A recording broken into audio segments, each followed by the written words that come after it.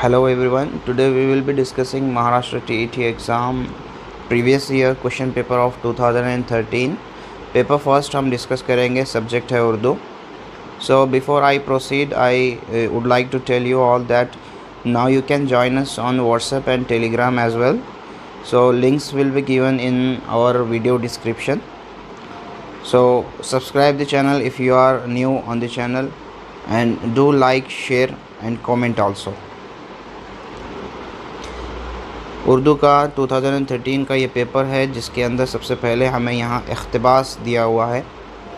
दर्ज झैल इख्तिबास का बगौर मुताला कीजिए और दिए गए सवालात के 4 मुतबादिल से सही मुतबादिल की निशानदही कीजिए. तो इस इख्तिबास को हमें गौर से पढ़ना है और जो नीचे सवालात हमें दिए हुए हैं उसके जवाब हमें देना है. तो ये क्वेश्चन पेपर का सबसे ईजीएस्ट पोर्शन होता है. इसको आप अगर अच्छे से सॉल्व कर देंगे तो ये मार्क्स आपके बहुत आसानी से सिक्योर हो सकते हैं. क्वेश्चन नंबर 31 है, जामे अज़हर की तामीर किसने की. ठीक है, तो इसका जवाब इस पैराग्राफ में दिया हुआ है. तो जामे अज़हर की तामीर हम यहाँ देख सकते हैं. जामे अज़हर और जामिअतुल अज़हर दो मुख्तलिफ़ इदारे हैं. जामे अज़हर मस्जिद है जिसकी तामीर 1361 हिजरी में माज़ल्लाह के ग़ुलाम जौहर अल किताब ने की. ठीक है, तो ये जो है ऑप्शन हमें यहाँ दिए हुए हैं. माज़ल्लाह जौहर अल किताब, मोहम्मद आशवर और अहमदुल तैयब. तो ये जो जौहरुल किताब थे, इन्होंने जो है इस मस्जिद की तामीर की है जो माज़ल्लाह के ग़ुलाम थे. ठीक है, नेक्स्ट क्वेश्चन, मुतअद्दिद उलूम की तदरीस के लिए किस इदारे की बुनियाद पड़ी.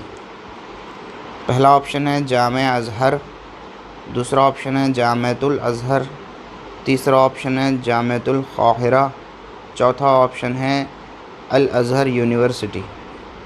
तो इसका जवाब हम इख्तिबास में देखते हैं कि मुतअद्दिद उलूम की तदरीस के लिए किस इदारे की बुनियाद पड़ी.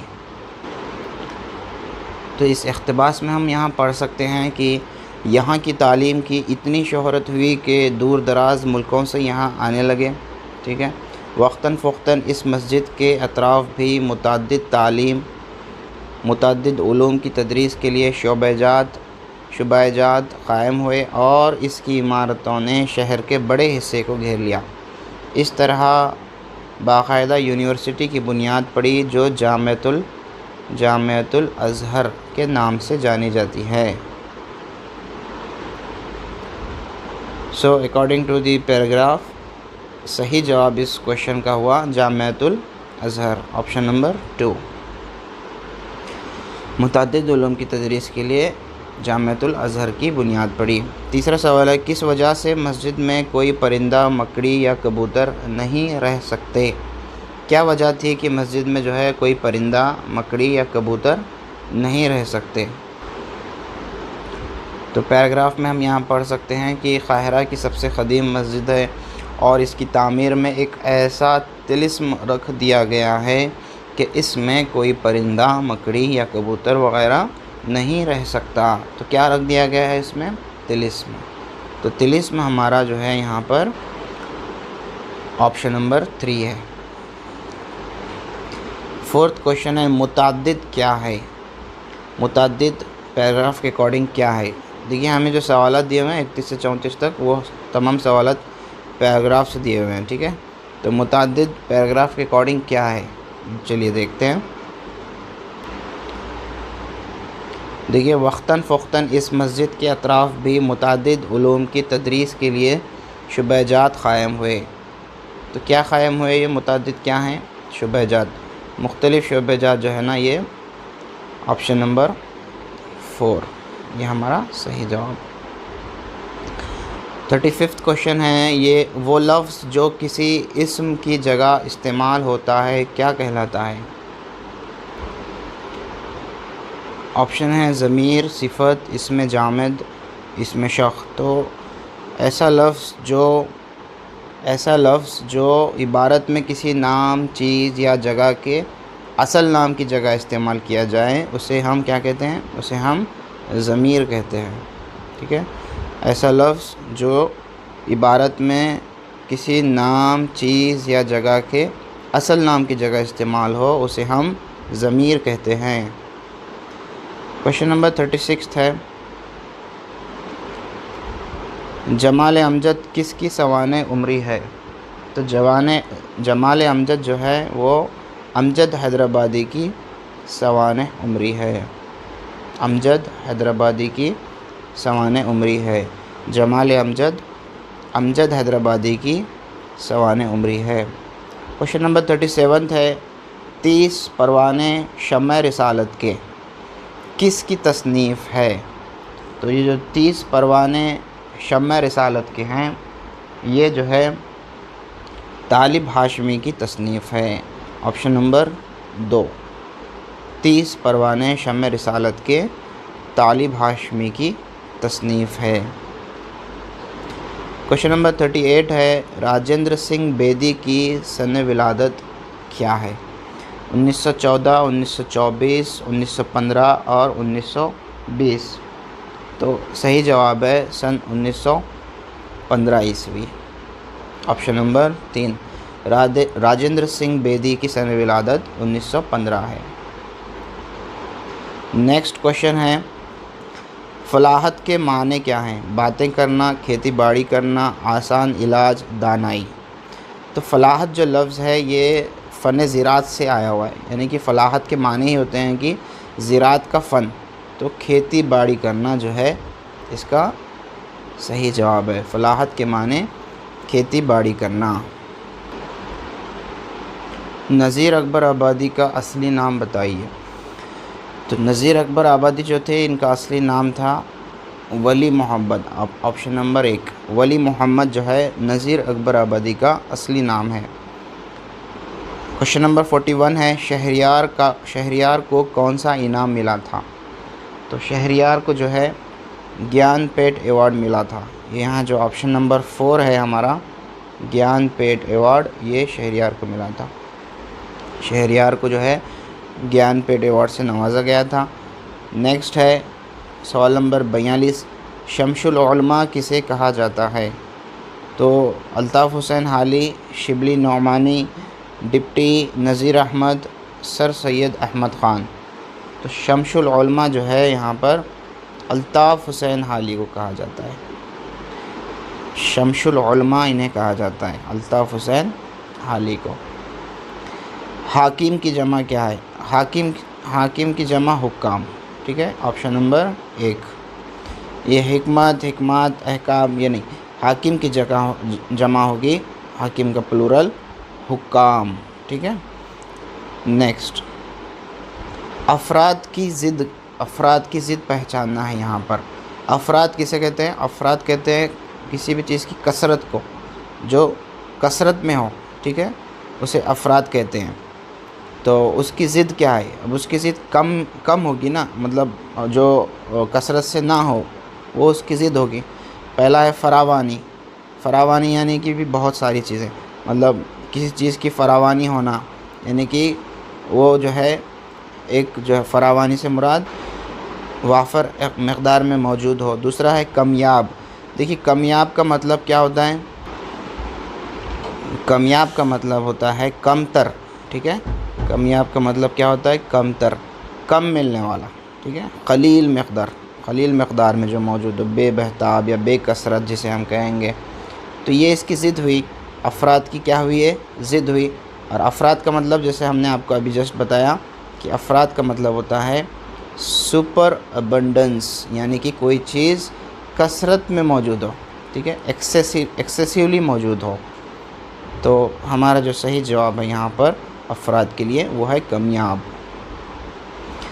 नेक्स्ट है, मुरब्बी की तानीस क्या है? मुरब्बी किसे कहते हैं? मुरब्बी कहते हैं सरपरस्त को। ठीक है, परवरिश करने वाला या सरपरस्त कह लीजिए आप, पालने पोसने वाला, तरबियत करने वाला।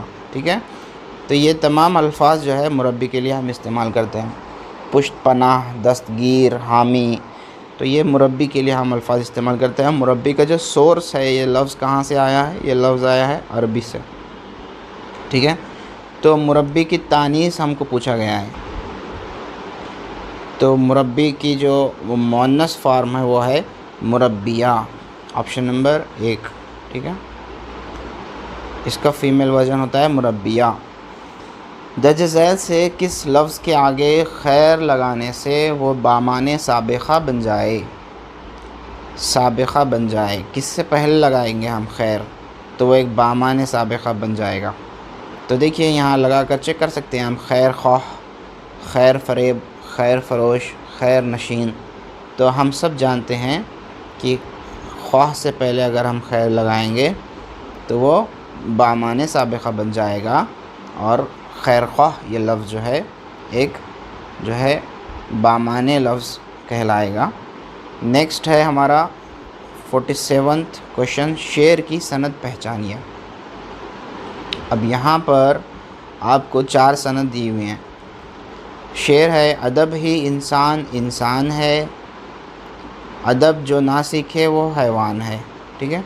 अब इसके अंदर हमें सनद पहचानना है, तो सनद होगी हमारी यहाँ पर, अगर आप शेर को गौर से पढ़ेंगे तो इंसान और हैवान दो ऐसे लफ्ज़ इस्तेमाल किए गए हैं जो एक दूसरे के क्या हैं, बिल्कुल अपोज़िट हैं। तो अदब ही इंसान इंसान है, अदब जो ना सीखे वो हैवान है। तो इंसान और हैवान दो अपोज़िट लफ्ज़ इस्तेमाल किए गए हैं, that's why we will call this सनत तज़ाद, है ना। ऐसा शेर जिसमें दो ऐसे अल्फाज इस्तेमाल किए जाएँ जो एक दूसरे के मुतज़ाद हों, उसे सनत तज़ाद कहते हैं। क्वेश्चन नंबर 48 है, मुहावरे के माने बताइए। सुर्ख रूह होना, है ना, ठीक है। हम जैसे कहते हैं कोई सुर्ख रूह हो गया, तो इसके माने क्या हैं? पहला गुस्सा होना, लाल होना, कामयाब होना, वादा पूरा करना, ठीक है। तो बहुत आसान से इसके माने हैं, सुर्ख रूह होना के माने होते हैं कामयाब हो जाने के। नेक्स्ट क्वेश्चन है हमारा, जुमले में अलामात औक़ाफ़ पहचानिए। देखिए यहाँ अलामात और औक़ाफ़ हमें पहचानना है, तो कुछ इस तरह से वावैन का यहाँ इस्तेमाल किया गया है और फ़िजाइया अलामत भी हमें नज़र आ रही है। काश मैं परिंदा होता, ठीक है। तो पहला ऑप्शन है वावलैन और फ़िजाइया निशान सख्ता, गलत ऑप्शन। दूसरा ऑप्शन है वावैन फ़िजाइया निशान और ख़त्मा, ठीक है। ये जो है हमारा दुरुस्त ऑप्शन लग रहा है, वावैन फ़िजाइया निशान और ख़त्मा। तीसरा है वावैन और वक़फ़ा, इसके अंदर फ़िजाइया का तज़किरा नहीं है, ठीक है। फ़िजाइया निशान, इसमें वावैन का तज़किरा नहीं है। तो जो दूसरा ऑप्शन है वावैन फ़िजाइया निशान और ख़त्मा, ये जो है हम यहाँ देख सकते हैं, इसमें वावैन भी हैं और फ़िजाइया निशान भी हैं।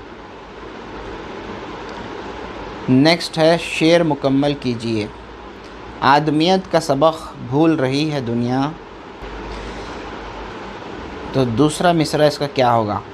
गम के मारों को कलीजे से लगाया जाए, दिल जो बिछड़े हैं इन्हें फिर से मिलाया जाए, ठीक है।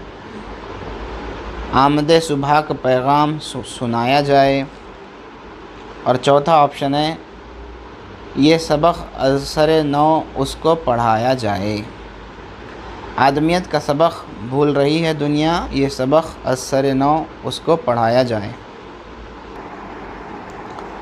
सही जवाब है इस क्वेश्चन का ऑप्शन नंबर 4, ये सबक असर नौ उसको पढ़ाया जाए, ठीक है। नेक्स्ट क्वेश्चन है, वो जुमला जिसमें हैरत, अफसोस, खुशी, ख्वाहिश या गम का इजहार होता है उसे क्या कहते हैं?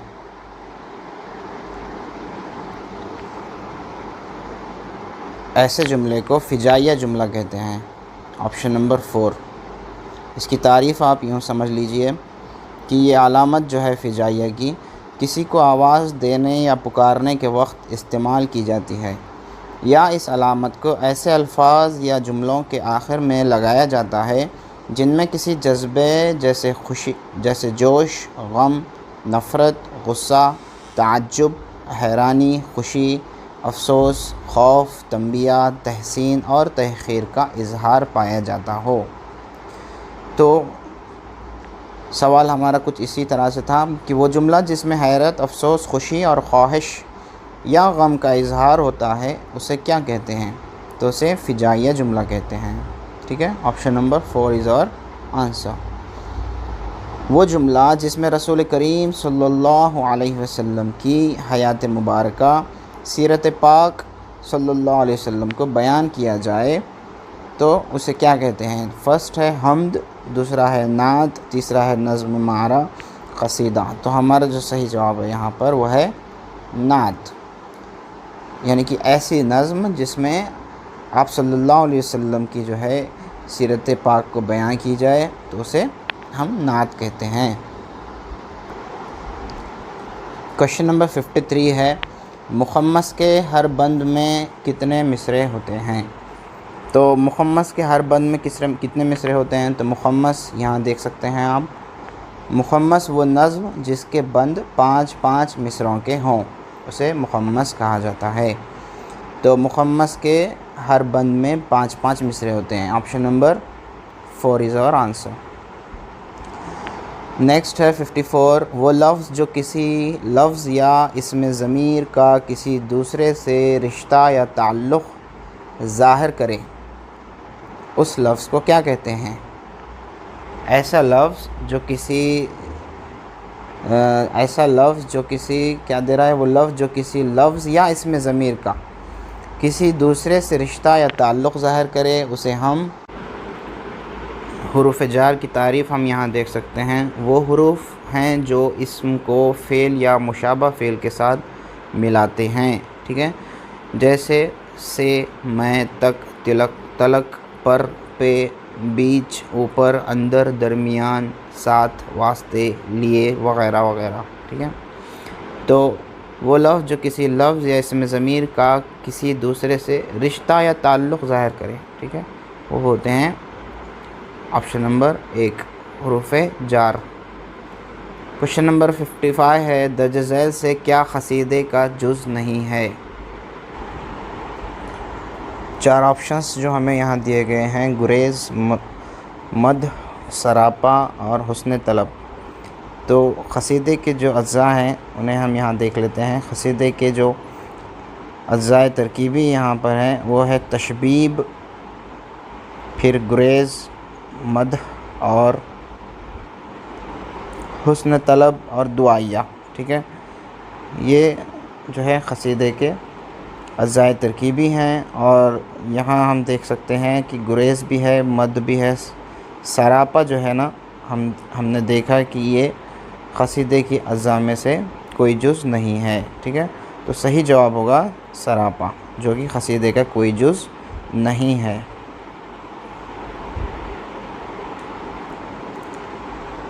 रूप किसकी रुबाइयों का मजमुआ है?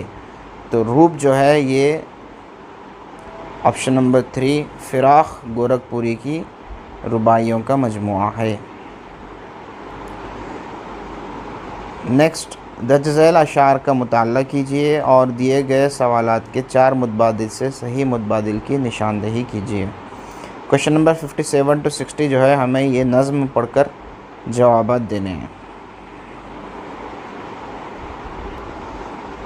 57th क्वेश्चन है, कौन सी बात असर रखती है? पहला ऑप्शन है दिल की बात, दिमाग की बात, खाक की बात और आसमां की बात। ठीक है, तो हम नज़्म पढ़कर देखते हैं कौन सी बात असर रखती है। दिल से जो बात निकलती है असर रखती है, यानी कि जो बात दिल से निकलेगी वो अपना एक असर रखेगी, पर नहीं ताकत परवाज़ मगर रखती है। तो जो ऑप्शंस हमें दिए हुए थे, कौन सी बात असर रखती है, सही जवाब हुआ हमारा ऑप्शन नंबर 1, दिल की बात असर रखती है। ठीक है, क्वेश्चन नंबर 58 है, आसमां को किसने चीरा? नज़म में हमें जो है इसका जवाब मिलेगा। ऑप्शंस हैं इश्क़ ने चीरा, नाले बेबाक ने चीरा, सरकश व चालाक ने, इश्क़ फितना गर ने। ठीक है, तो हम नज़म पढ़कर देखते हैं कि आसमां को किसने चीरा। इश्क़ था फितना गर व सरकश व चालाक मेरा, आसमां चीर गया नाले बेबाक मेरा। ठीक है, तो आसमां को किसने चीरा? आसमां को नाले बेबाक ने चीरा। ठीक है, ऑप्शन नंबर 2 इज़ और आंसर।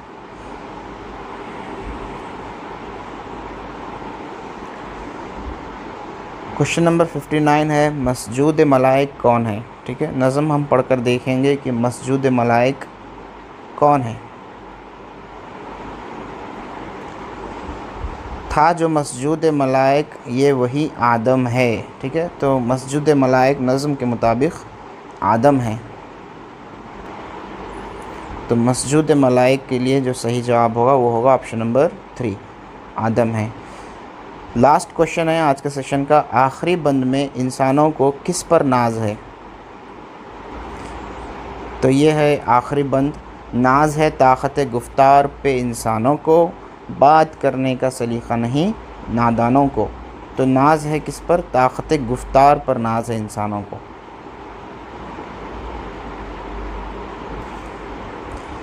जो ऑप्शंस हमें दिए गए हैं, आखिरी बंद में इंसानों को किस पर नाज है, ये हम देख रहे हैं, शौक़ी, आलम कैफ, मस्जूद मलाइक, ताकत गुफ्तार। तो ताकत गुफ्तार पर जो है इंसानों को नाज है। ऑप्शन नंबर 4 इज़ और आंसर। ये था 2013 का उर्दू पेपर फर्स्ट। हमने देखा कि शुरू के 4 क्वेश्चंस और आखिरी के 4 क्वेश्चंस जो है वो इक़्तिबास और नज़म पर थे, जो कि स्कोरिंग के लिए बहुत आसान है और इसमें से आपका कोई 1 मार्क भी नहीं कटना चाहिए। ये 8 मार्क्स आपके बहुत आसानी से सिक्योर होने चाहिए। लैंग्वेज के जो पेपर्स होते हैं वो हमारे स्कोर करने के लिए बहुत आसान अपॉर्चुनिटी होती है, तो इस पर आप ख़ास तवज्जो दें।